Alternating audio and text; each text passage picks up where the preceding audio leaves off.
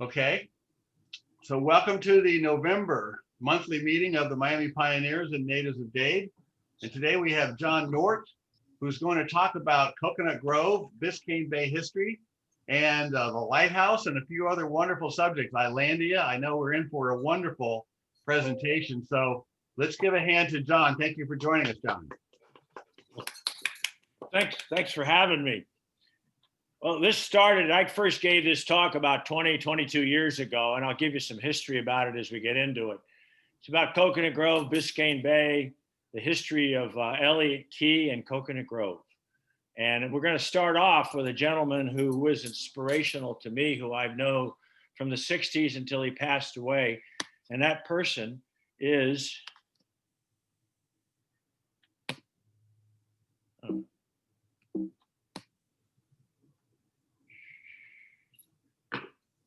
I can't change my thing here. Oh, so hitting spacebar doesn't change it, huh? Spacebar. That's a spacebar. Then you're gonna select that spacebar. Oh, you're gonna have to wait on me now. I don't know.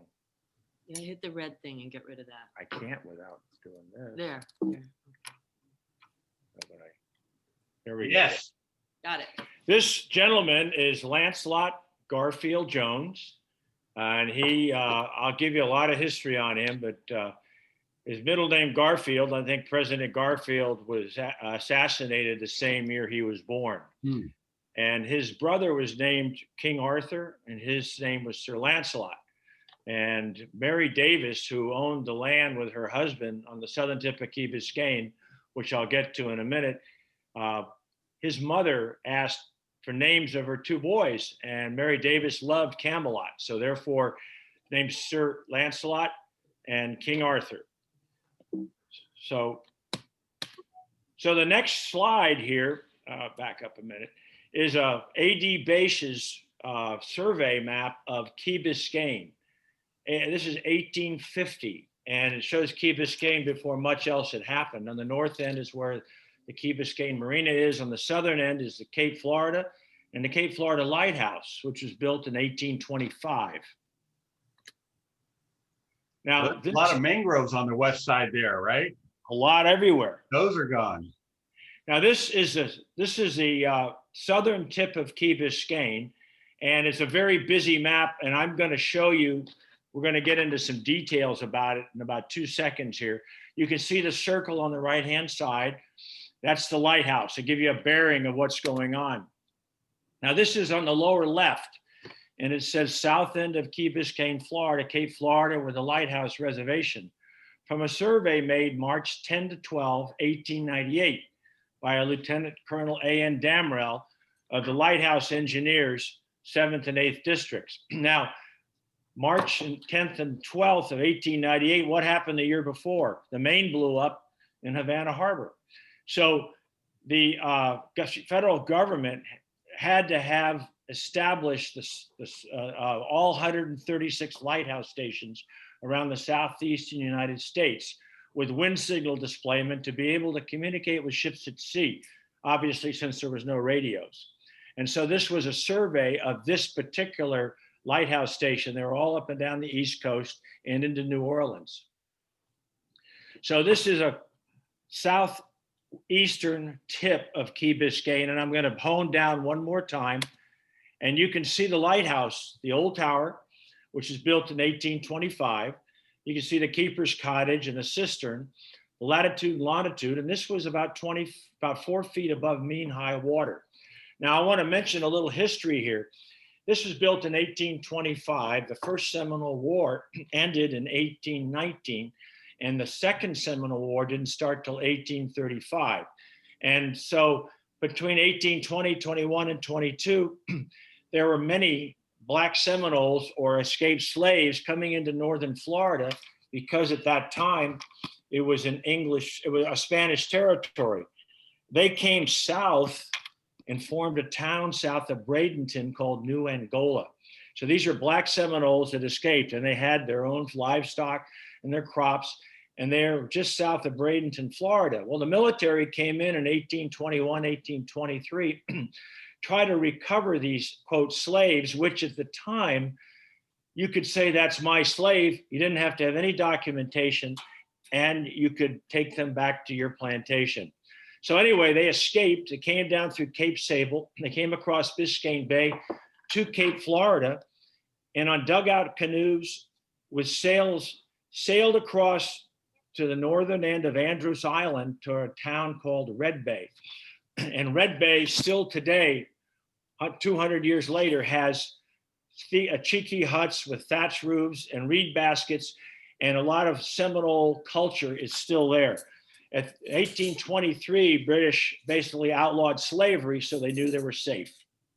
So the next slide shows what was there, and it says, over the entrance to the door to the old brick tower, there's a signboard has been fastened with the following notice in raised letters. Thereon, persons defacing or removing any of the material, iron, and fruit from these premises will be prosecuted by the Biscayne Bay Yacht Club. The Biscayne Bay Yacht Club was founded in 1887. This is the first station. The lintel of the door is painted with a 6-inch high letters BBYC. And as I'm continuing reading, since the lease of the entire premises of Cape Florida, the Lighthouse Reservation, to the Biscayne Bay Yacht Club expired in 1896, 9 years later, Mr. Waters Davis has been appointed sole custodian for the Lighthouse property to the Honorable Secretary of the Treasury. The Lighthouse Reservation now embraces several acres of land belonging to Mrs. Harney, widow of the late General W.S. Harney, and taxes have been paid since 1872. Now, William Harney was the one who led the fight for the Second Seminole War. He's the one that went into the Everglades and hung Chiquita, who killed Dr. Henry Perrine at Indian Key, and that's a whole nother story.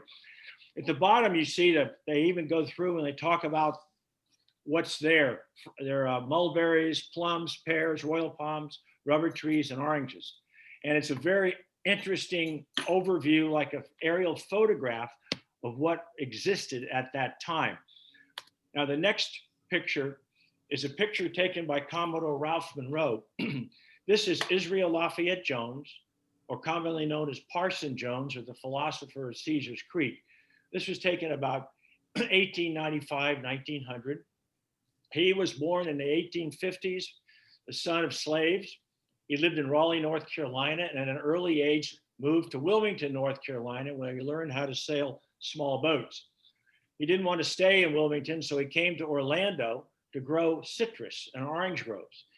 The freeze of 1895 drove him further to Miami, and he applied for a job with Commodore Ralph Monroe. Now, Lancelot, his son, who we'll talk about in a minute, told me that Parson Jones was asked by the Commodore, how can you sail a boat? You grew up inland. And he said he promptly got in a little sailboat, sailed out around and showed he could do it. So he was hired as the lighthouse keeper, wind signal displayman on the southern tip of Key Biscayne. He also, interestingly, met a lovely lady who was the chief cook at the Peacock Inn, or Bayview House in Coconut Grove. And Moselle Albury was from Harbor Island. She moved to Key West and then came up to be the chief cook at the Peacock Inn, and that's where they met. They ended up having 2 children, and that story goes on in a minute. So here is a dwelling for Israel Lafayette Jones in that same survey map. And you can see a chicken yard, a privy, and a dwelling for Israel Lafayette Jones, gardener and planter in the employ of Mr. Waters Davis, and wind signal displayman, May 22, 1897, appointed by A.J. Mitchell. And I want to point out that wharf is very important in a few minutes. The signboard reads, "No trespassing, hunting, or shooting." Now, King Arthur was born the year before, was older, obviously, and Lancelot was younger, born October 2, 1898. And his mother was in labor in this dwelling. And knowing the baby was going to come, she had her sister, who was a midwife, come from Nassau, one of 4 sisters. And she was there all night. And I'm going to let you listen to Lancelot Jones tell the story himself on a video I did in January of 1990. I've got about a 40-minute video of him. This is a small snippet. Johnny said you were born on Key Biscayne. I said, no, I wasn't. John Nordt said you were born on Key Biscayne, and I said, no, you were not born on Key Biscayne. Well, You're supposed to be born in Miami. You tried to get born in Key Biscayne. You weren't born either place, were you? no, it's a strange, very strange and unusual thing. My father was a procrastinator in a measure, but she was more of a procrastinator. So she had her sister. One of her sisters, she had four sisters. She had one come over and be a nurse during this state of pregnancy. So he had in those days, that's all they had was a sailboat. And she had, like today, she had kind of a creeping pains, the little pains, but they just discounted. It says nothing, it isn't time yet. You have a few more days. You have a few more days before anything really happens. So that night, these pains grew worse, stronger. So he said, well, by daylight, he put her and the midwife, sister, on the boat. So now we got to go over to Dr. Jackson. Jackson was the doctor, Henry Jackson. Huh? Henry Jackson. Yeah, the Jackson Memorial Hospital Yeah. named after. He delivered me. He delivered me. Well, he got the boat all ready, and they started over, and was almost calm. So when they got about a mile off, away from the point, Southwest Point. where your dad had his house, Master. yeah, I arrived there on the boat. You decided you weren't going to procrastinate. No, I arrived on the boat, and of course, this midwife, she knew how to clip the string, Tie off the umbilical cord. Yeah. And by the time we got over, to put me in the hands of Dr. Jackson, everything was all right. He didn't have much to do. He just spanked me and so forth. And there it was.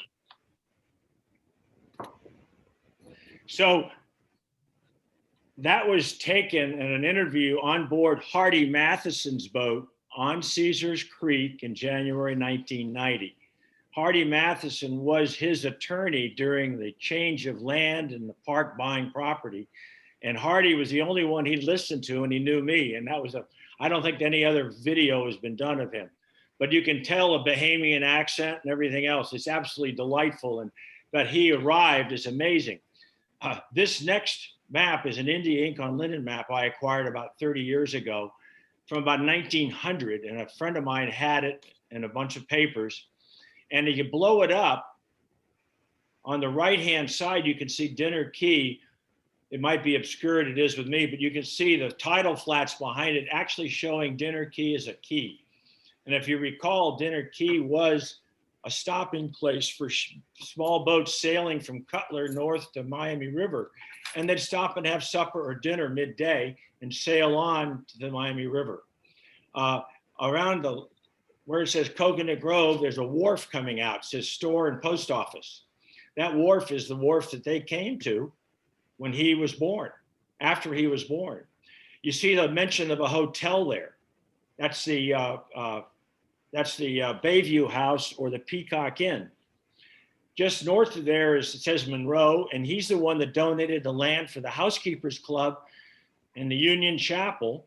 And just north of there is W.D. Albury, who was the justice of the peace for Coconut Grove, which that'll come into play a little bit later. And north of there is Richard Carney.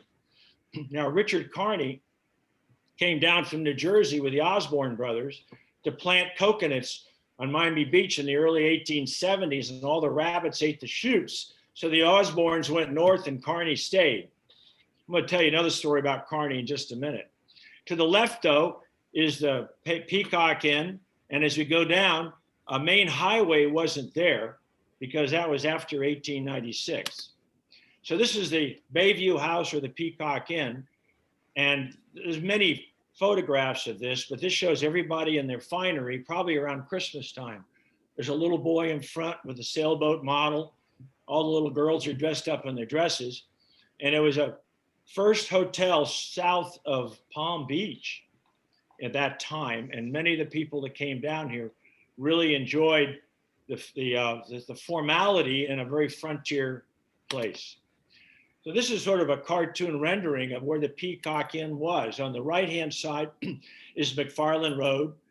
The 19 is the Bayview House or Peacock Inn. And then we go to the next one on the other side of McFarland. This is the South Bay Shore Drive or the Miami Road. The 9 is the Peacock General Store. Number 8 is the Housekeepers Club, which is the first of the 2 Housekeepers Club. Number 10 is Eva Monroe's grave. And if you recall, Commodore Ralph Monroe came down from Staten Island because his wife was sick with tuberculosis and she passed away, and she was buried here, and that grave still exists outside the Peacock Garden Cafe. Number 11 is the Union Chapel.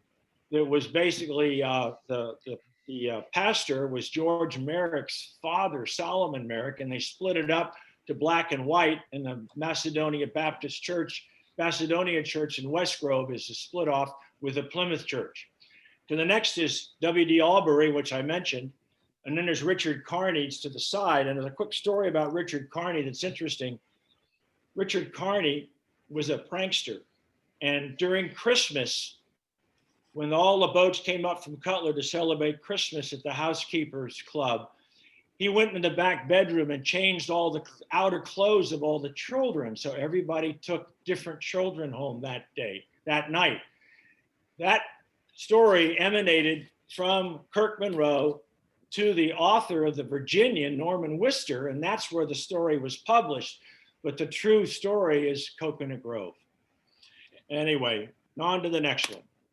So this is a birth certificate for Lancelot Jones, Lancelot Garfield Jones, October 2, 1898. It's dated 1874, and his mother and father are listed, Israel Lafayette Jones, North Carolina, and Moselle Albury, Harbor Island. And this was to set up some financial things because the Park Service bought most all of his land when the park was created in 1972. So this is an idea of how rough existence was. That's Parson Jones, that's Moselle, and the 2 boys. There's chickens in front, there's pineapples in his hands and bananas, and this is where they lived. At the same time, he was looking for a better place to go. And about 1901, 1902, he purchased land on Caesars Creek on Porgy Key from W.D. Albury, who owned it. So we have a map here, a chart showing the southern end of Elliot Key. You can see Christmas Point, Adams Key. And if you look below Christmas Point, I don't have a pointer, it says W.D. Albury, 1896. And he sold the land to Parson Jones. This is Caesars Creek that still exists today. We're going to talk about Adams Key a little bit further down the road. Now, the next one is a more contemporary nautical chart of the area. Elliot Key, you can see at the top, the little black dot up there is the house that we owned. This is about 1965 or 1970. Adams Key is there. Porgy Key is there, and you can't really see the dock, and then Totten Key is there. Now, I want to talk about Totten Key was owned by Frank Budge, hardware fame, and he was just trying to grow grapefruit, and the 1906 hurricane wiped him out. So he sold the land to Parson Jones, who basically grew key limes and pineapples on it.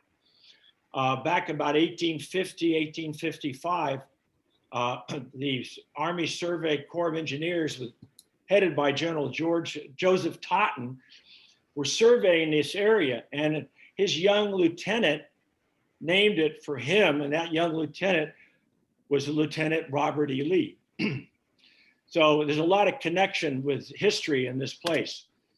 So this is the house that was built in 1912 on Porgy Key. You'll see some pictures in a bit, but you can see Moselle Albury. The little girl in front is Sarah Woods. Uncle Albert's at the top left, and Parson Jones is there with the beard. And I'm not sure which son that is there. I know Lancelot denied that was him. The little girl in front is Sarah Woods, who I had a chance to interview before she passed away quite a while ago. And her father was the chauffeur for James Allison, who was the co-developer of Miami Beach with, Jesus, I'm blocking on his name. Carl Fisher. Carl Fisher. And so James Allison didn't live very long. He got sick and he passed away. And so all of his furniture and his rugs and everything were given to the chauffeur. And they sold those properties and put together a restaurant on Northwest 50th Street called Mac's Place. Sarah Wood remembers working there, and both the Jones boys would come up.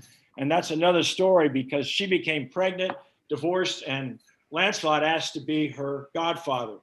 And I'll take that story on in just a little further. So this is a great shot of Parson Jones taken by Commodore Ralph Monroe. This picture was given to me by Charlie Monroe, the grandson of the Commodore, about 25 years ago. And I have an original photograph of this. And the character and delightfulness of this man is amazing. He even went to New York once, and Worth Monroe, the Commodore's son, asked, well, Parson, how'd you like New York? And he said, I think the Parson belongs right down here on Caesar's Creek. He didn't like it very much.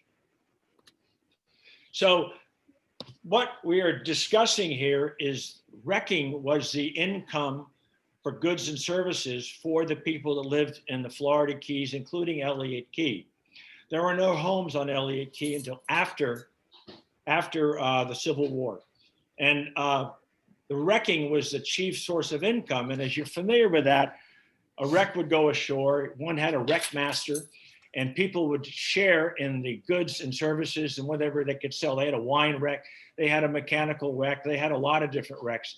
And it was very dangerous business. About 1870, Captain Ben Baker went down to Cuba and brought a bunch of pineapples back, and they found that these pineapples grew very well in the arid solution holes on Plantation Key, which is why it's called Plantation Key, as well as up around Delray Beach and Elliot Key. And so what happens is they found a better cash crop than wrecking, and a lot safer. It took 18 months for the bromeliad to grow, and it was a lot of fun and interesting. There were 17 homes on Elliot Key, and I'll show that to you in a minute. This article was written in Harper's Weekly in 1895 by Kirk Monroe, who was a co-founder of the Biscayne Bay Yacht Club. And Kirk Monroe was also a writer of many boys' books, about 22 books he wrote about, like the Hardy Boys in a way. And he also was married to Mary Barr Monroe. And Mary Barr Monroe was a very outspoken activist, and she's the one that went out and plucked the egret plumes off of women's hats because she hated people killing the rookeries,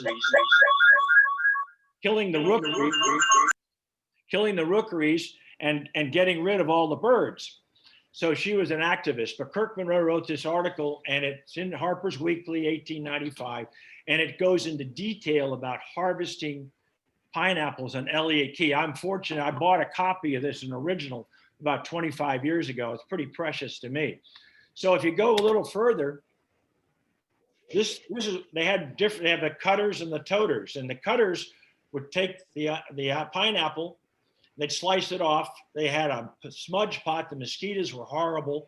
You could see the mosquito netting, and they would harvest these, and they would take them and butch them up about 200 to 300 pounds per bushel in a palmetto basket that the toters, these big guys, would take down to schooners, some of which were built on Elliot Key, and they shipped them off to New Orleans or New York, and about a 50% attrition, but they made good money on it. And after the harvest was in June, they all left for the summer because it was hurricane season. And there's an interesting mnemonic that the pioneers had for hurricane season.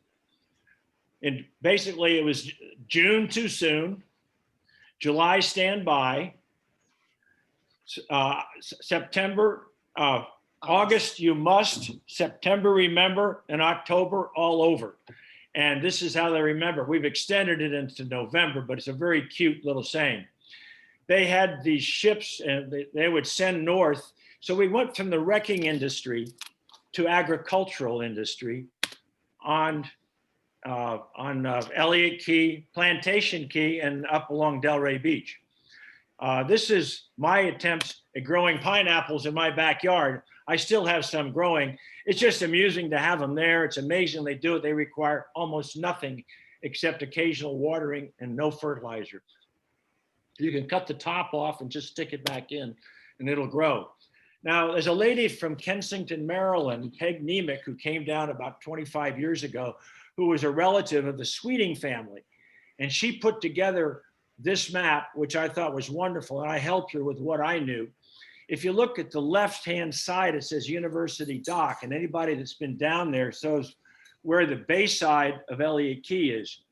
And you shoot straight across to the right, to the ocean side, it says Tannehill Piers. And Hall and Virginia Tannehill were very good friends of mine, and I'll show you a picture of their house in a little bit. But they had 17 homes on Elliot Key from about 1875, 1880 until about 1906, when the 1906 hurricane came across, which devastated things. And those homes are on the ocean side? Those are on the ocean side with cisterns, and each one, little squares were cisterns. But there's George and Mary Sweeting. I'll show you their house in a minute. There's a Seaside School and Church, which was number 8. And I've walked over the ruins of that when I was a kid. And one of the school children in that school was Abner Sweeting, who when I was 16, he was in his 80s. And he showed us where the schoolhouse was. And he was one of the kids in that school. That school was so important that the Dade County had a school district down there with a school teacher. That was in 1895. And I have a list on another slide, all the children that were in that school. It's a fascinating story of the agricultural part of Elliot Key. It wasn't the pristine forest the Park Service would like you to believe. They have gone since and dynamited most of the cisterns to try to return it to a natural state. They have Little Beach and Big Beach there. And I'm going to go on now. So this is Mr. and Mrs. Sweeting taken in front of their house right after the 1906 hurricane. You can see the house is swayed a little bit. It has a bunch of timbers holding it up. And this is Peg Nemec photograph that she gave to me with a number of others. And she said that they always talked about periwinkles growing around the house when they were living there. She went down there in the late 1980s, and she found periwinkles growing around where the house was. It's an amazing story. So we go on. So Lancelot and his brother Arthur both lived on Porgy Key. Their father died in 1933. Their mother died in 1925. And according to Sarah Woods, Parson Jones worked Moselle to death, and she died at age 56, probably overworked, according to Sarah Woods. But he'd be out, their recreation as kids, because he was a tough taskmaster. As a kid, he would go and they would, for recreationally, go fishing with drop lines, and they would catch bonefish. They knew the tides, the light, and the bait, and they were quite good at that, and that was their recreation. He also would take his boat down the west side of Biscayne Bay and go all the way up to the Miami River. This is the old Miami River, the old Brickell Avenue Bridge doesn't exist anymore. And he'd go up to the Tommy's Boatyard, which doesn't exist anymore, and is a condominium. And he'd take this 16-foot skiff and the engines. He'd store the engines safely, turn the boat upside down, and he'd go visit his girlfriend, Sarah Woods. And I mentioned Sarah had gotten married to some man, a musician in Nassau. She became pregnant, but the marriage failed, and she came back to the restaurant before she had the baby. And that's when Lancelot asked if he could be the godfather of her child. And she always, they called them the Lime Kings because they basically brought up food and all kinds of fish and mangoes and grapefruit and key limes to the restaurant. So when he came up to visit her to the house he built for her on Northwest 50th, that's when I met her, and I saw him in his last year or two. And afterwards, he'd head on back to the house that his father built in 1912. And this is the house, very Bahamian style, looking across the bay at it. You get a little closer. He tied his boat up at a ramshackle dock. And there was a porch in front, 2 stories, 2 bedrooms upstairs, 4 downstairs, and a kitchen with a cistern underneath it. And he was very proud because he said the only hurricane that brought water up to the 2nd step was Hurricane Betsy in 1965. And so it was a very safe house for his consideration. So on the 2nd story, he had just finished repainting the house and cleaning it up. And across the way here is a catamaran with a houseboat that belonged to a fellow named Keith Barnes. And Keith now lives in Pine Island, but Keith is the one that helped him with his chores, because at this point in time, Lancelot's in his late 80s. So we go on, it's a very good shot of the house with the date palms and the clerestory up top where I took the picture. And there's a kitchen off to the left. And they had about 80 acres in the back, for which they harvested key limes. And key lime juice was big in the drugstores in the 1930s. And Lancelot told me it worked pretty well until Coca-Cola came into being about 1939, 1940, just before World War II. So that's a long time ago, but I used to visit with Lancelot, and he used to give his sponge talks. My dad, who was an airline pilot, we used to go visit him. We knew him when we had our house in Elliot Key, which I'll finish up the talk with. So he would give his sponge talks. He was amazingly bright, well-educated. He had a college education. He would discuss the grass sponges, the wool sponges, and the yellow sponges. The wool sponges they harvested, you can see the little holes in the sponge called oscules. And those oscules, basically, they were filter feeders, and they pushed the water up. And he could see a boil in shallow water where the sponge was, and harvested them. And he brought them back, excuse me. He brought them back and let the animal matter die, and they'd put them in the creek for 2 weeks in a mesh bag, and they'd clean themselves up, and then he'd give them away. And it was just an amazing thing. I have a few of them still here. There's another shot of him sitting on his front porch. On his front porch, he gave sponge talks to everybody. He talked about fishing, and he was just a wealth of information for South Biscayne Bay and the history. He knew Commodore Ralph Monroe, he knew Carl Fisher, and he knew all these individuals because he was born in 1898. Anyway, as you notice, he's sitting on a bent woods deck chair. And I asked him where the deck chair came from. He said, well, about early 1930s, a cruise ship went aground on Triumph Reef offshore, and she careened over. 6 deck chairs slid off. They got her off and sailed her on. Well, they kept the 6 deck chairs. He said they wore the other 4 out. They just had 2 left. So this is a de Brahms map of the southeastern tip of Florida. And you can see where it says Sandwich Gulf. And the Kester's at the top. This is about 1760, 1770. And the English period was 1763 to 1783, when the English owned Florida. And instead of Biscayne Bay, it was called Sandwich Gulf for the Earl of Sandwich, and named by the explorers at the time, and de Brahms picked it up. Now, Sandwich Gulf was very interesting, and that fits into some of the information I'll give you in a minute.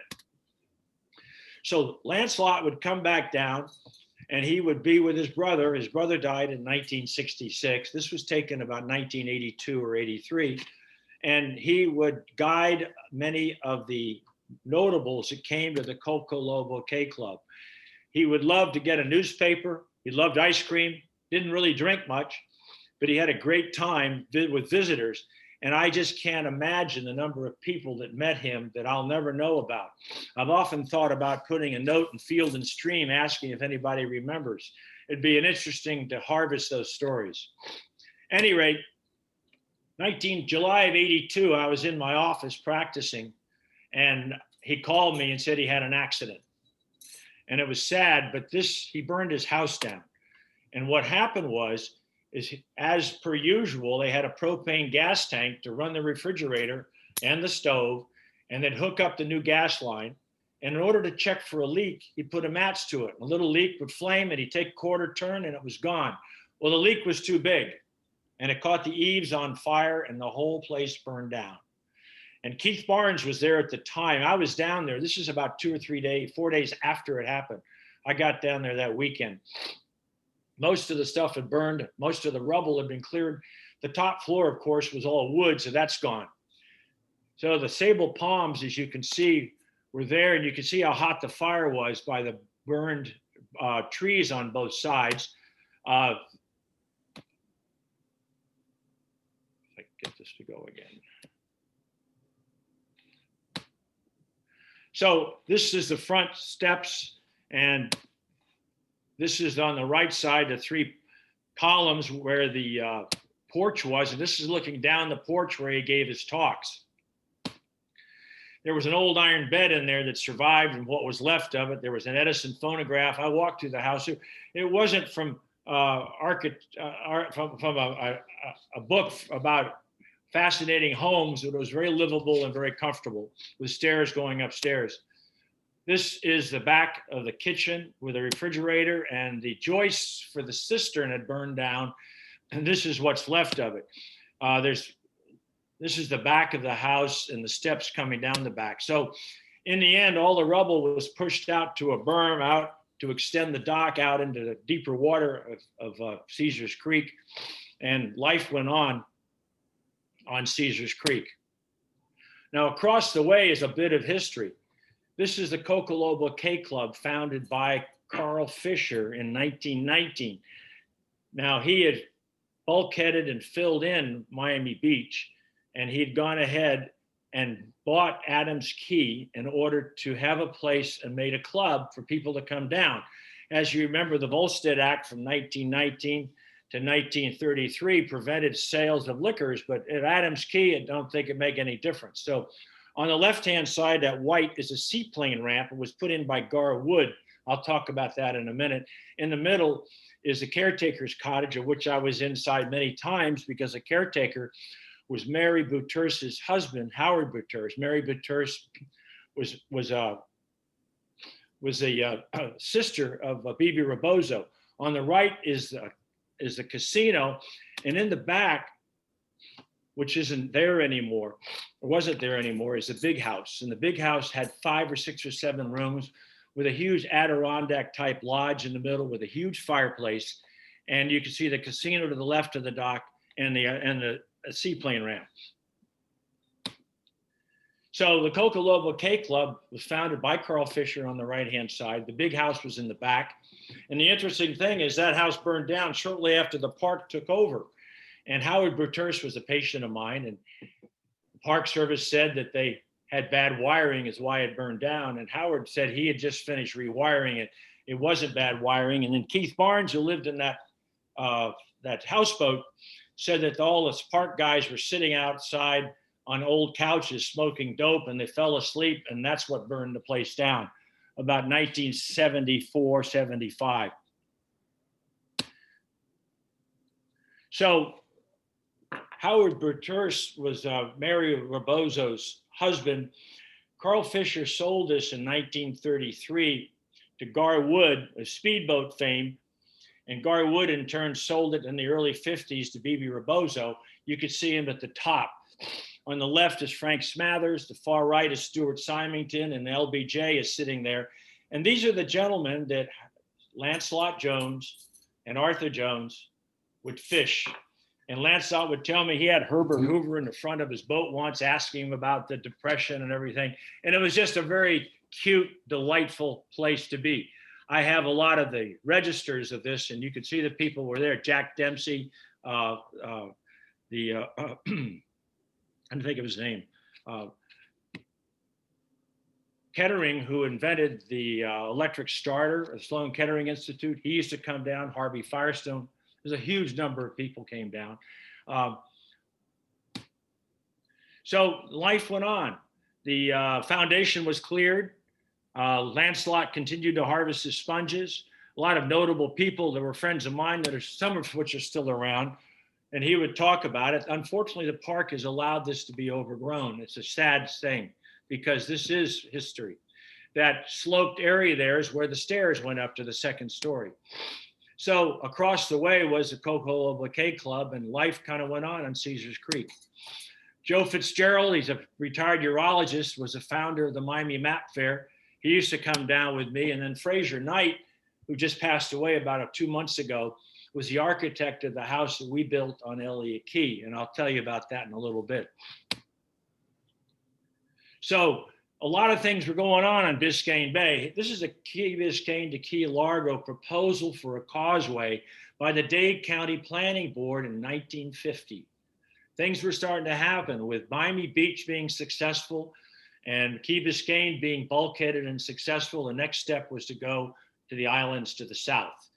And of course, D.K. Ludwig of the Dade refinery wanted to build an oil refinery where Turkey Point is now. That was in the early 60s. He was going to dig out Caesars Creek and dig out Sands Cut and bring in oil tankers to refine oil. Well, you know where that went. One spill in Biscayne Bay would be history. Fortunately, Hardy Matheson and Dante Fussell and a lot of other people labored long and hard to preserve it, and it became a monument in 1968 and finally a park in 1972. My mother wasn't that happy about it, but she was one of the few people that just wanted to enjoy a lifestyle. Her father sold real estate with Carl Fisher and bought land on Elliot Key, and that's how we owned the land. So this is the north end of Elliot Key. This is Sands Cut. This clearing on the north end was a settlement of sorts. Henry Filer, who was a postmaster of Buena Vista, owned it. Ralph Fossey, a mayor of Miami, owned it for a period of time. And then T.V. Moore, who built all the furniture for most of the homes in Miami back in the 30s and the 40s, he owned it also. There's a couple who lived there, and I would like you to write the book down. It's called Charlotte's Story by Charlotte Needhawk. And Charlotte, basically, he and Russell lived there from 1934 to 36 through the 35 hurricane. And she wrote a very interesting book about living on Elliot Key for a couple of years in that period of time. If you go a little further down where that point is, there's a clearing, and that's where Virginia Tannehill had built a house. And that house was built from the wreckage of the schooner Mandalay that went ashore New Year's Eve of 1966. And they basically had built this house. I was in it many times. It was on the ocean side, about a mile south of Sands Cut. This ramshackle dock went out. They had a clear area in the dock where you could see an undersea garden with anchors and cannons and lots of fish. And all this was a delightful place, all to be taken out by Hurricane Andrew in 1992. Hall Tannehill was a mechanic with Eastern. Virginia lived for a lot longer after this, and they found even 256 pieces of 8 along the beach one day. I happened to own one of them, and she never sold them. She just gave them away. An absolutely delightful person. So this is the southern tip of Elliot Key. And to the left there's a little settlement there. That's Ledbury Lodge, owned by Charlie Brookfield. And Charlie Brookfield was one of the people that recovered 40 or 50 cannons. It was written up in National Geographic in 1940 from the HMS Winchester that went aground in 1698. And 2 of those cannon are in front of the Biscayne Bay Yacht Club. There's one at Ransom School, and I think some were melted down. I'm not sure where they went. In the distance, you could see Caesars Creek, and you could see Adams Key to the right. And then we go on, and life still went on Elliot Key, and and the birds still were flying, and the fish were still biting, and the people started discovering Caesars Creek again. This is looking north. This is Jones Lagoon. It's now a combustion-free zone. You have to go through by the kayak. The Caesars Creek is up at the top, and the southern end of Elliot Key you can barely see. On the left is Totten Key, which Budge sold to Israel Lafayette Jones, and they grew key limes. I have a bunch of key limes left over from the seeds of those key limes. I'm still growing today if anybody wants one. So my mother, in her own inimitable wisdom, wanted to build a house in 1962, and she did. And this is the building, this is permit 1A. I think it was the only one for the city of Islandia building permit. And she believed in the place. The architect was Fraser Knight, who was in practice with Gordon Severett, another architect here in town. And she named it Sandwich Harbor. And that's how the long-term nature of Sandwich Harbor comes from Sandwich Gulf. And the Park Service, to her credit, named Sandwich Bight the little inlet just north of where our property was, and that's on the current maps, which I'm kind of proud to say. So the house was sort of a modular construction, bungalow type. It was up on stilts. We had a 4,000-gallon freshwater cistern, a walk-up crow's nest type of thing, and we were going to add other parts to it. They had a 5 kW generator, and as a kid and a teenager, I used to come down and have a wonderful time with several other friends, and we would fish at night in Caesars Creek, and I didn't realize how lucky I was. It was an amazing place. This is an aerial view of the same, shows you the house, the section lines went all the way through. Spite Highway was on the right-hand side, about 1967 or 68, and we'd walk all the way through to the ocean and back, and it was just a delightful place for kids to roam around. There was some leftover pineapple harvesting implements in the woods there. One of them was a pair of deep flange railroad wheels for wooden ties, two of which are at Adams Key right now. So Sandwich Harbor, this is the sign that it was the end of the dock off of our house. That bump in the dock was from Hurricane Betsy in 1965, but all this was taken over by the park, and it was vandalized pretty seriously. The park stewardship was poor, as we know, and eventually they took down the whole building. The only thing left are the footers, so there's nothing left except one lone palm tree that I'm aware of. So this is a picture of it with a 4,000-gallon freshwater cistern. The 5 kW generator was in a CBS block elevation underneath the house. And my mother wanted to put together an Islandia library, of which I have all the books still, memory of her father and my brother, who died when he was 12. So we come to the end. Lancelot Garfield Jones died on the end of October, the first part of November. He was had left. The Park Service picked him up in 1992, just before Andrew, and he lived there for about another 4 or 5 years. I went up to visit him quite a bit, and I think getting off the island slowed him down quite a bit. He was offered several times to go back to Elliot Key, and he said there's nothing left there anymore at Caesars Creek. So he passed away, and the Monroes and the Mathesons and me and a bunch of other people went to the funeral up on Northwest 50th or Northwest 62nd. Interesting, it's the Poitier Funeral Home. I know the Poitiers. Jeff Poitier is a good friend of mine. His uncle was Sydney. But anyway, Lancelot needs to be remembered, which is the reason I give this talk, as a pioneer, as a frontier person. People started going on about how he made his way in a white world, and that's a lot of garbage. He worked together hand in hand with a lot of people. To the park's credit, they have designated October 12th Lancelot Jones Day, and that has been celebrated for the last 2 or 3 years. It's been kept quiet, but I think we need to honor him for who he was, a really delightful individual. Now, this plaque was put together by many, many friends of his and is attached to the masonry on Porgy Key. It's kind of gotten worn the last time I saw it. I hope it's still there. But I'm going to read it. It says, Porgy Key was purchased by Israel Lafayette Parson Jones, July 7th, 1897, and continuously occupied by the Jones family from 1902 until August 23rd, 1992. Foundation represents the remains of the 2-story, 4-bedroom house built in 1912 and destroyed by fire in 1982. The Jones family farmed pineapples on Porgy Key and on nearby Totten Key, which was purchased in 1916. They also owned property on Old Rhodes Key. Over 250 acres were owned by the family. Pineapples were taken by boat to Key West for sale. After the hurricane of 1906 destroyed the pineapples, the family became one of the largest key lime producers in Florida prior to World War II. The family was completely self-sufficient. Rain provided the necessary fresh water and was stored in the cistern under the kitchen. What food and materials the sea did not provide were brought by boat from the mainland. Israel came from Raleigh, North Carolina in the 1890s and worked on Key Biscayne before moving to Porgy Key. He died September 29, 1932. In his late 70s, his wife, Moselle Albury Jones, came from Harbor Island and was head cook at the Peacock Inn in Coconut Grove before moving to Porgy Key. She died circa 1925 in her 50s. Two sons, Arthur, born 1897, and Lancelot, born in Key Biscayne, October 2, 1898, became fishing guides after World War II. They guided numerous visitors to South Florida, including Herbert Hoover, Lyndon Johnson, Richard Nixon.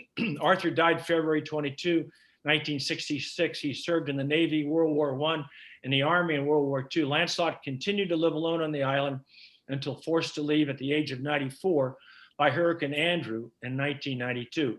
For the second time, his home, then located to the east of the foundation, was totally destroyed. Lancelot was well known to area boaters as the philosopher of Porgy Key. He would welcome all who stopped at his dock with his sponge lectures, his recollections of local history, and comments on current events. And after formation of Biscayne National Park, he continued to share his knowledge of school children at the Environmental Education Center located on Adams Key. When the Joneses, a Black family, bought Porgy Key, Dade County had fewer than 5,000 residents. When they left there, it was almost 2 million. And this is put together by friends of the Jones family. And so I just feel very honored to be able to discuss this gentleman and his history. And I appreciate your time and thank you very much. Very nice, very nice. So he lived to be, what, 99? 99 years old. I always say he kind of went through the 19th to the 20th, almost to the 21st century. Yeah. Wow. Yeah, that is really amazing. And such local history. And yet, I think that's it's so unknown to most people, right? That's just the beginning. I ought to put this on YouTube or something. I don't know if I'll publish a book, but there's bits and pieces of this, but to gather it all together is really, it's a really remarkable what happened here. Beautiful 30 story. people. Thank you, Dr. Nordt. Oh, you're welcome. Dr. Nordt, I got a question for you. Yes, sir. You own property, or your family owned property on Elliot Key. Do you know anything about something called Camp Recovery? It was run by a gentleman named Andy Matthew. It was an alcoholic recovery center. Yes, became the Camp Recovery is where the park has its station right now in the middle part. Camp Recovery was, and it was taken over. Either it was a Jim Dooley fishing camp before or after, I can't remember, but that did exist. And right in the middle of where the federal government now has their station now. And it existed. I could dig up some information about it if you want to know, but that's exactly where it was. There were several homes. There was, you go south, Wade Stiles was there, Charlie Brookfield. You go north, I mentioned the Filer family, all the Sweeting family. It's amazing what was going on. It wasn't a pristine place. Bill Whitman grew citrus, who started also Bal Harbor Shops. He was a great citrus. He has a area in his memory at Fairchild now, but he grew a lot of tropical fruits on Elliot Key. Also, the Pancoast family was very involved. So I know it's more information than you need, but I apologize. Well, no, I appreciate that, because the reason I ask is because my brother and I went there when we were teenagers, probably about 1965 or so, something like that. And I remember, Captain, they call him Captain Andy. He had a boat at Bayfront Park, and we got on the boat, little launch, jumped over to the dock there, and then got in. He had maybe an early 1950s, mid 1950s pickup truck. Yep. And jolted his way up to that house, and it was, it sat right on the ocean, and it was up on, it sat up high. Yeah. And it had a garage with a cistern underneath it, and there was a giant yellow rat snake that lived on the top of that cistern.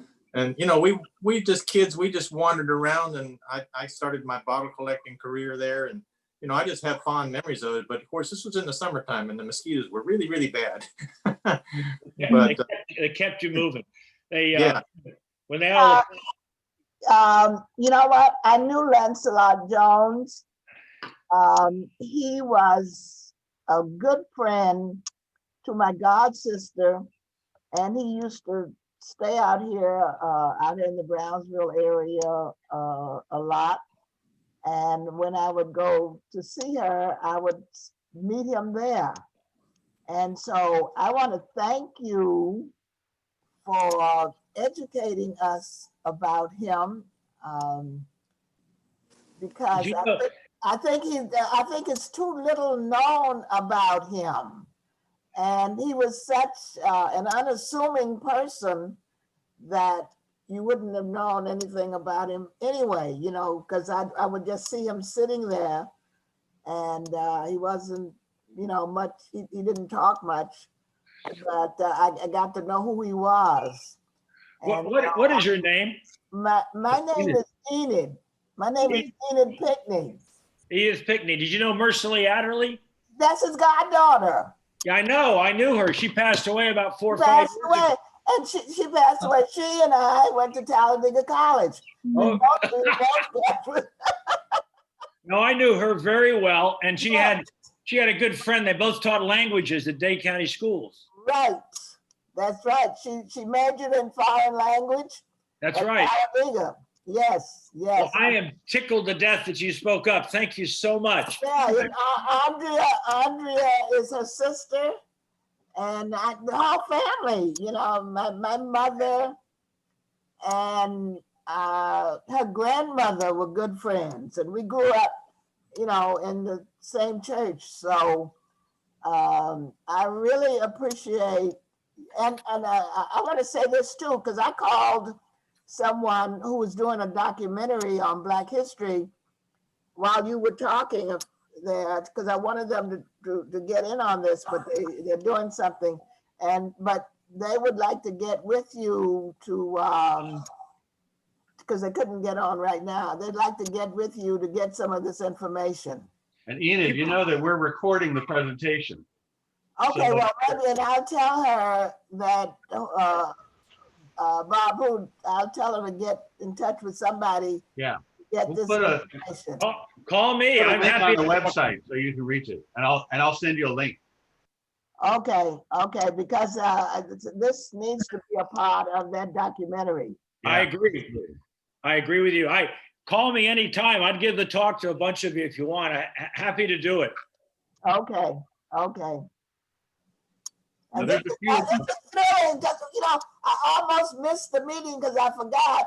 And then I came to the computer to do something else. And then I said, oh, this is the meeting. And I turned on and here you are. And then I look up and I said, oh my God, it's Lancelot Jones. somebody that I know. I knew, I didn't know him. Edith, I have a 40-minute video, an interview with him 30 years ago. You'd love to see the whole thing someday. Okay. Wonderful. Yeah, it's exciting to me. Well, Enid, I'm glad you remembered. And what a world we live in now, where you have to go to Zoom meetings, right? Nobody forces anybody, but now we go to Zoom meetings. But I think things like this, I mean, something as simple as some photographs and maps and a talk can just be so fascinating, can it? Yeah. And you just hope that this stuff never gets lost, right? We'll take it off there. There's so much more out there. Now, some of the questions people ask, John, in the chat section were, why did they call it the Housekeepers Club? I know, but there was a way you could just. Well, it was originally called the Pine Needle Club, and they changed it to the Housekeepers Club because I think they wanted to, all the wives wanted to come in, and that all I know is that Ralph Monroe put it together. And the Pine Needles Club was more of a knitting sewing society, and they wanted to do more for the community. And I think that was a front for power at that time. I think also it was established before the General Federation of Women's Club existed, Correct. which they then joined later on. Correct. Yeah, clearly women needed, you know, some collaboration in a pioneer environment, you know. And we're just starting to appreciate how great they are. Yeah. There's a long list of wonderful stuff. I mean, Royal Palm Park. I mean, it just goes on forever, doesn't it? Yes, it does. Let's see. Somebody asked, did Parson Jones have glass windows? Yes, he did. Yes, he did. Because the problem was mosquitoes. Okay, when we had the house on Elliot Key, we had glass jalousies and redwood jalousies, and at night we'd keep the windows open, no air conditioning, but the sandflies were killer. So we kept the generator going, and we made the fan work. And if you painted the screens with kerosene, the sandflies wouldn't bother you. And that was an old trick from the Keys. And I think that's what they did there too, I suppose. I remember an old story when I was a kid that the Trinity Church, when it started, They didn't have windows, and they I filled used it up in a cheesecloth, pump. and people called it the Church of the Holy Cheesecloth. Florida. So, you I'm know, sorry, I couldn't hear that because there's like somebody unmuted. Or oh, could you- okay. So the first Episcopal church in Miami was the Trinity Church, and our family was one of the first members in. And they didn't have the money for glass windows, so they used cheesecloth to try to keep the mosquitoes and bugs out. And the nickname of it was the Church of the Holy Cheesecloth. So That's awesome. that was the joke, you know. Thanks. Yeah. So more questions. Anybody got a question? Go. There was a question here about pineapple, and that was a major crop at one point, wasn't it? Yes, it was. And the 1906 hurricane kind of salted the land. Ah, And something else happened shortly after that. Flagler completed his railroad in 1912 and Cuba. to Key West. And so they could bring pineapples to New York in 2 or 3 days Yeah. rather than 3 weeks. And so that ended the pineapple culture and the agricultural part. And then I mentioned the 3 parts: wrecking, agricultural, then developers, which Yeah. is what it was. And then you went to the park. I know that also once the railroad was in Key West, it was easy to bring Cuban fruit up, and that really had a big effect on South Florida agriculture in terms of the tropicals, you know. That's true. That's true. Somebody said, did Frank Smathers, was he a banker on Miami Beach? Well, he was a senator, Yeah.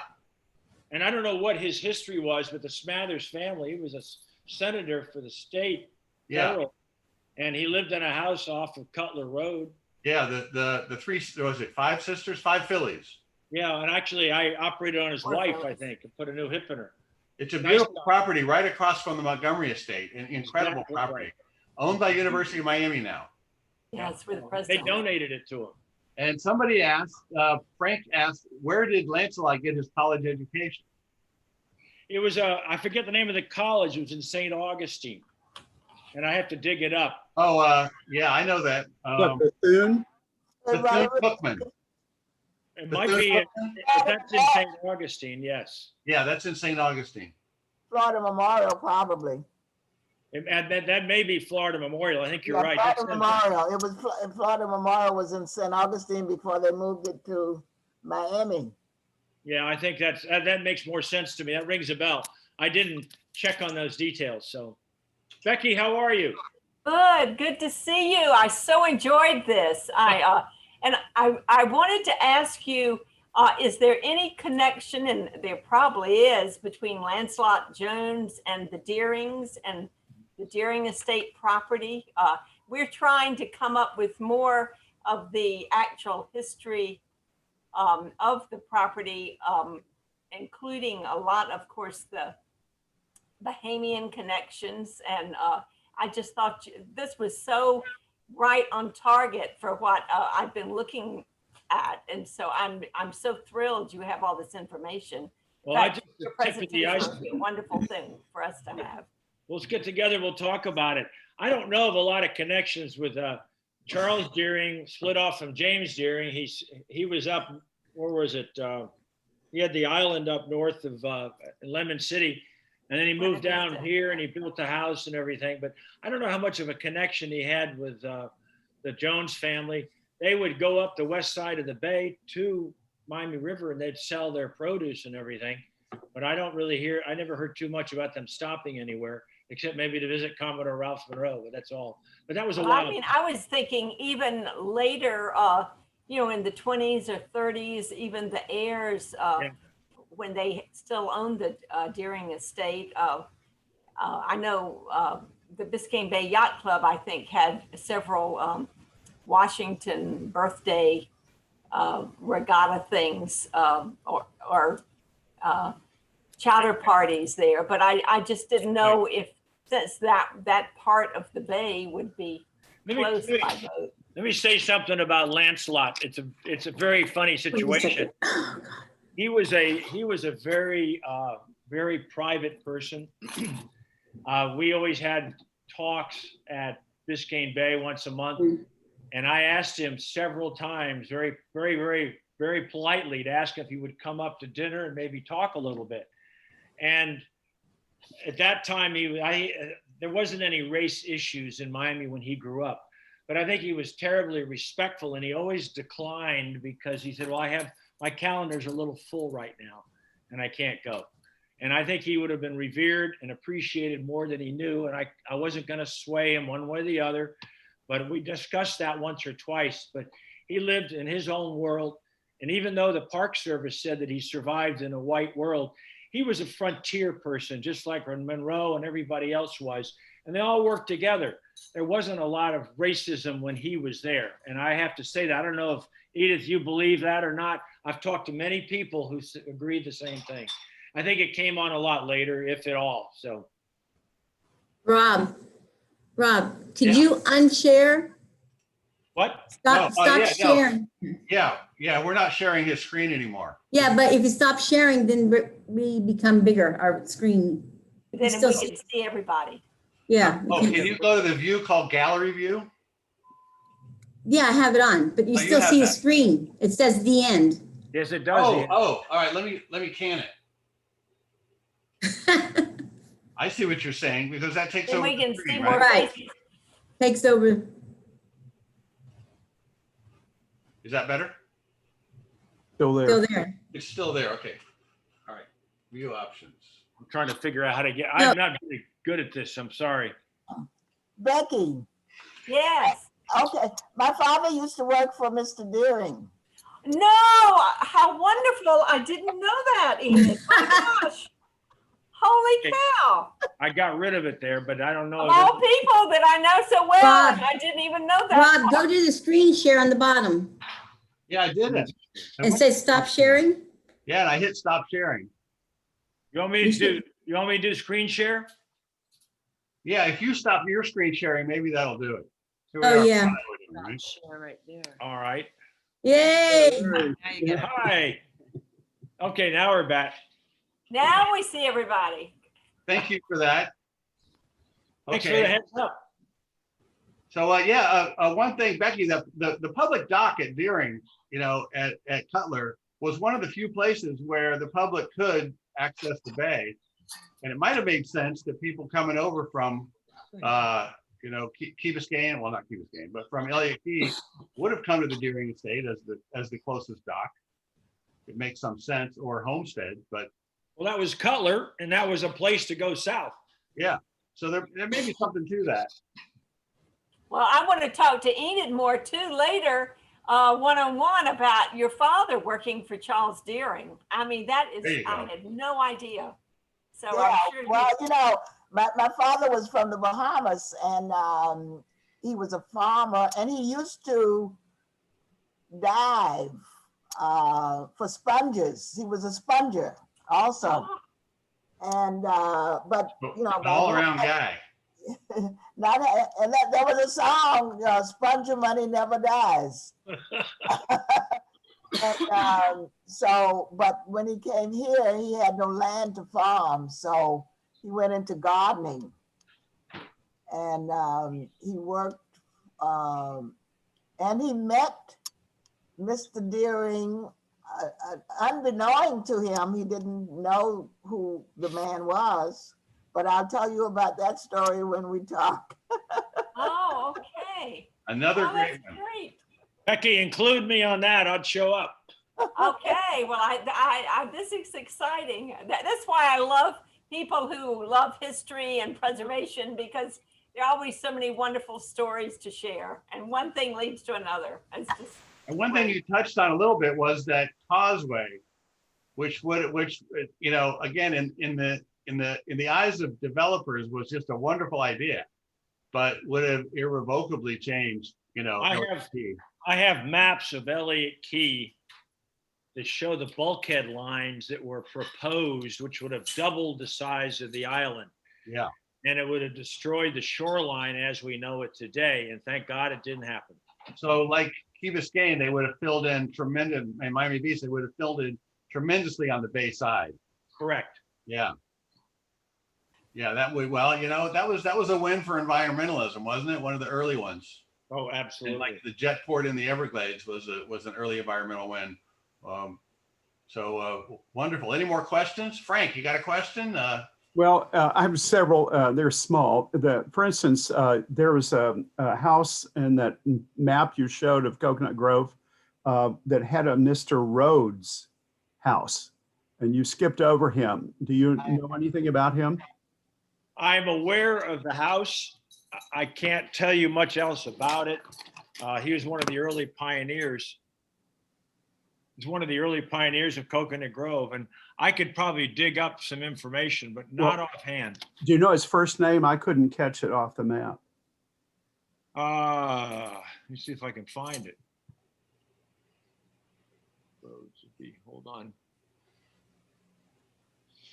One of the things while I'm looking is very interesting is there was the school was up there on Grand Avenue, and that schoolhouse is now at Plymouth Church, the original schoolhouse. Right. There are a number of roads in Homestead, and I didn't know whether they were related to this guy or not. I don't know. I think it was RHODES. Yeah. Yep. I wrote it down off your map. That's the way it was on the map. And that's the way they spell it in Homestead. I'm trying to find it on the map. I've got the original map here, but they're mainly farmers. yes. There was a question about whether Lancelot ever lived on Soldier Key. Were there any settlements on Soldier Key? There were two of them. One was a bunch of buildings to use as a jumping off place to build Fowey Light in 1876. Okay, so they landed there and had Yeah, and that was their base of operations, and they put screw piles into the reef.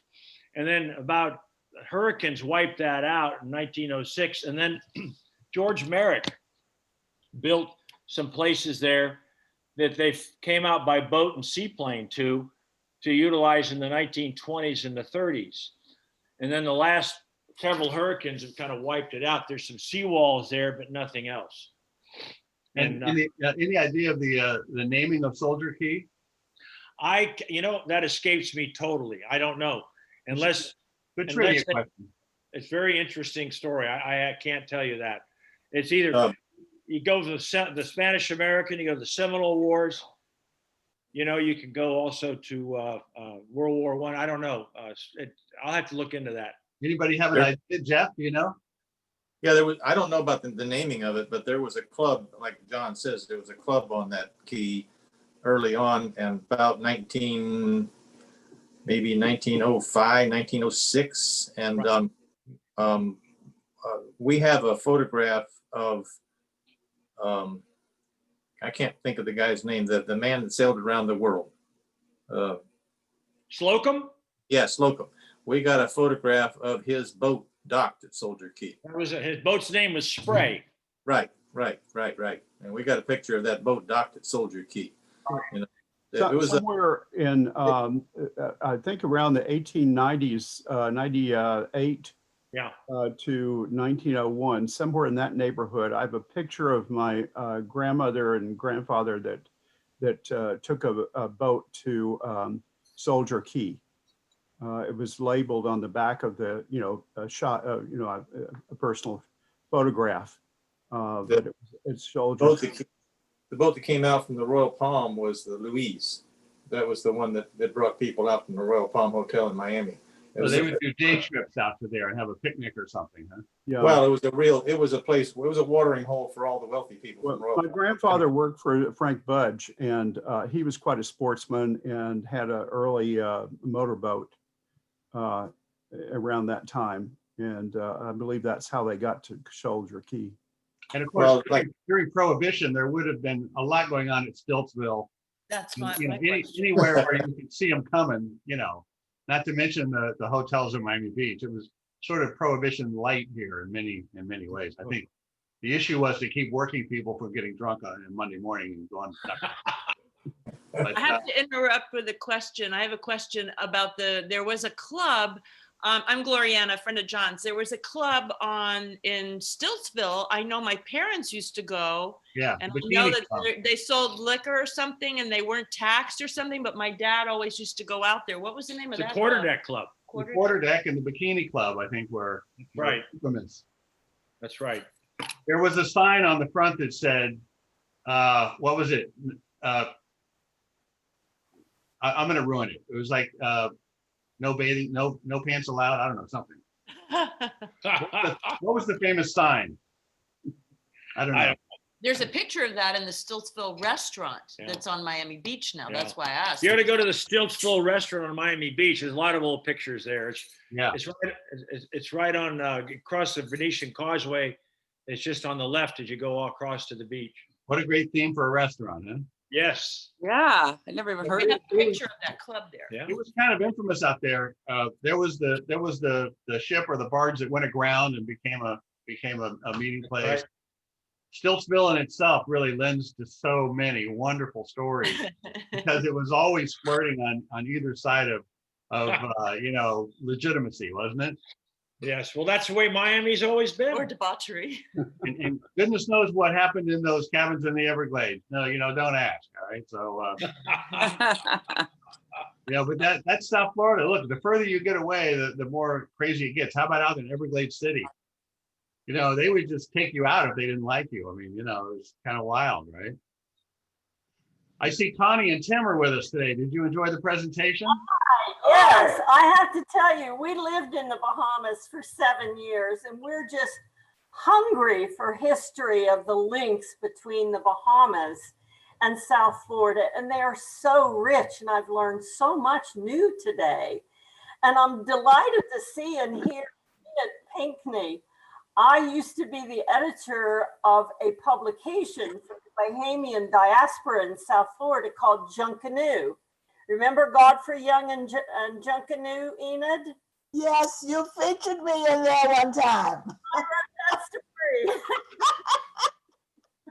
But you're right, Connie. It does remind us, if you've been to the out islands of the Bahamas where life is rather simple, it sort of evoked that. Don't you think, John, that, simple life, sistrunks and living off the land and a peaceful existence.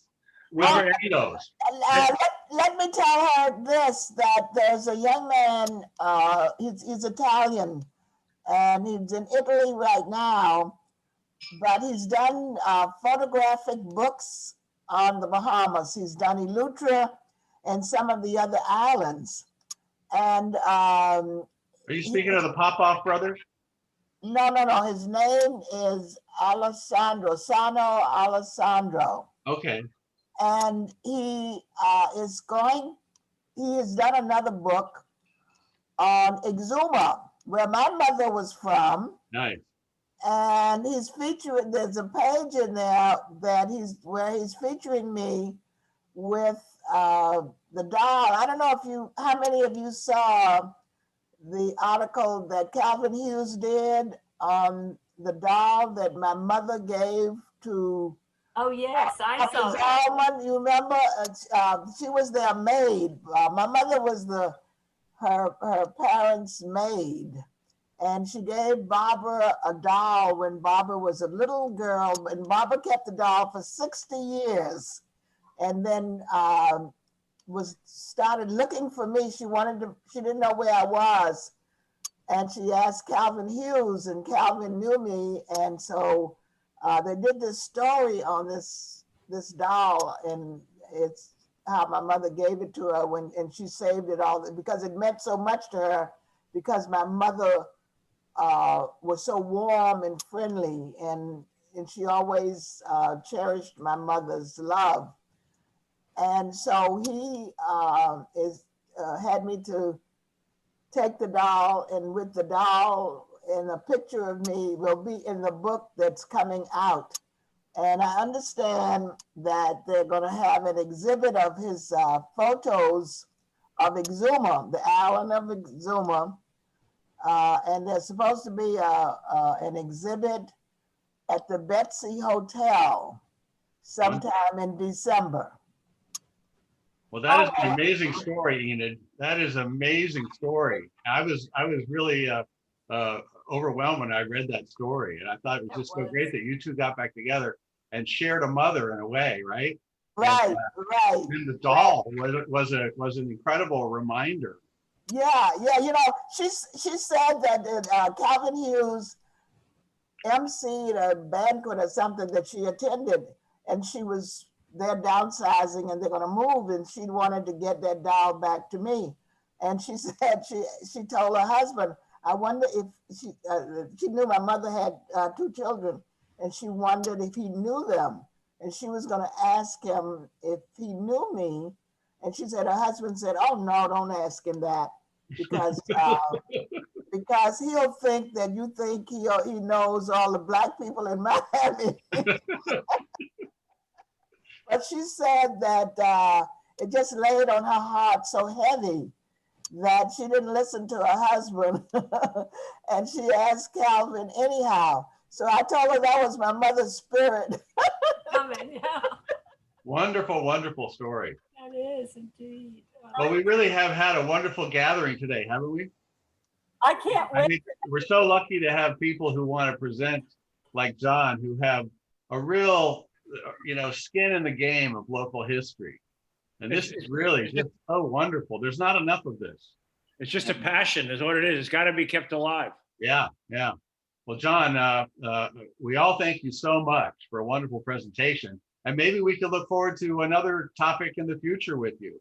Well, I'll talk to you. I have something else that we might be able to talk about. Might be interesting also. So that's wonderful. And a reminder, Becky is going to come to us with the ladies of Deering and make a presentation, which we missed at the height of COVID madness, because they did their wonderful flight. Is it Flight Out of Egypt? Flight into Egypt. Flight the into restoration Egypt. of these medieval stained glass. Stained glass restoration was a wonderful story. And I think we're going to get a great crowd for that. And once again, we're looking forward to that, Becky. Thank you so much. Well, and I think we've settled on a date in May. We'll have to just confirm that up. But we like to plan ahead, right? So thanks everybody. Yeah. Can I ask something I would personally would love to hear about? I don't know if you have planned or if John could tell me more. Or I'm working with the Junior League. We're doing a new movie. I'm going to write the script on Miami, founded by a woman and making magic ever since. Right. And the first episode is going to be on Julia Tuttle, but really telling a lot more than just the simple little legend everybody knows about her. And I am just in my mind trying to find as much of the visuals that would depict Miami, many of which, John, you mentioned the 1880s, 70s, 90s. And I just would love to see like a picture of Julia Tuttle's house on the river just when, like 1898, when she died. Is there anything that any of you know where there's a picture of that? I think that could be retrievable. I would love to be involved. You know Marty Grafton? Of course, yes. Marty wrote the book about the most important women in Miami and all that. Yes, I have that book, both editions, the later, but I got honored as one of those later ladies, and certainly Enid was too. My great grandmother's in that book. Oh, and your great grandmother was who? She's in the book, and she wrote the first book published in Miami, supposedly. And her name was? Sarah Jane Brock, B-R-O-C-K. Oh, great. I'll look it up. And that was my great grandmother. It's my mother's grandmother. And what a distinction. Yeah. First book. And she's still with us in the Miami City Cemetery. Oh. Yeah, Enid, we know about the Miami City Cemetery.